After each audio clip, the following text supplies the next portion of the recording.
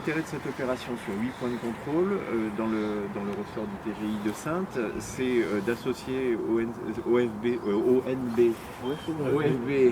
Office français pour la biodiversité, et puis la gendarmerie, dans la mesure où vous êtes complémentaires.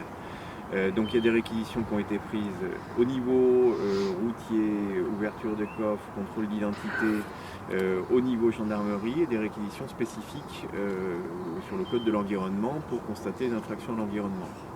Donc vous êtes complémentaires parce que ce qui est important autour de la sécurité sur la chasse, c'est l'alcool, les stupéfiants, la question de la législation des armes aussi.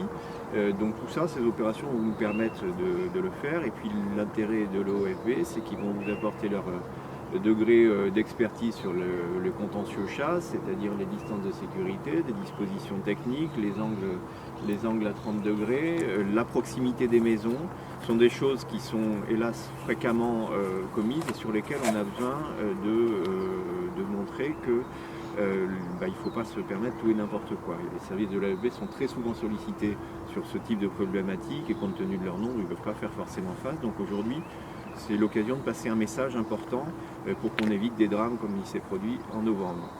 Donc on va se concentrer sur les chasses au grand gibier, qui est la chasse la plus accidentogène qu'on peut avoir au niveau national. On est sur des tirs avec armes type carabine, tir à balle, donc on peut avoir des portées de 3 km sur des tirs à balles, des portées de 800 mètres sur des tirs à balles avec fusil, donc on est sur des distances importantes. Au niveau statistique, pour un sanglier abattu, c'est 8 balles tirées au niveau national. Donc vous imaginez le nombre de balles que ça peut représenter. On a fait entre 4000 et 5000 sangliers tués par an dans le département, donc ça fait un nombre important de munitions qui vont dans la nature. On est sur un contrôle répressif dans un premier temps.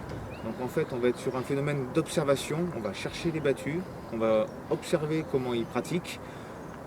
Ce qui est le plus courant, c'est les déplacements. Ils doivent avoir des postes fixes obligatoires justement pour éviter de se déplacer, se mettre eux-mêmes en danger ou tirer dans des conditions qui amèneraient en danger les autres. Donc ça, on va prendre le temps d'observer comment ils pratiquent avant de les contrôler. Si toutefois lors des contrôles, il ne se passe rien, on va passer sur un aspect pédagogique. Normalement, chaque équipe a un télémètre et je vais vous demander de faire un petit exercice avec eux, de leur faire évaluer des distances pour voir s'ils sont capables d'évaluer des distances. Ils doivent être à 150 mètres des habitations. Alors c'est le tir qui est interdit à 150 mètres des habitations, donc c'est pas le fait d'être posté, donc au niveau répressif on ne pourra relever que le tir. Par contre, je pense que de leur faire prendre conscience que souvent ils ont le sentiment d'être à 150 mètres, mais qui sont plus souvent à 70, 80, 100 d'expérience. Nous, quand on fait des tests, on est à peu près là. C'est quelque chose d'important pour qu'ils en prennent conscience.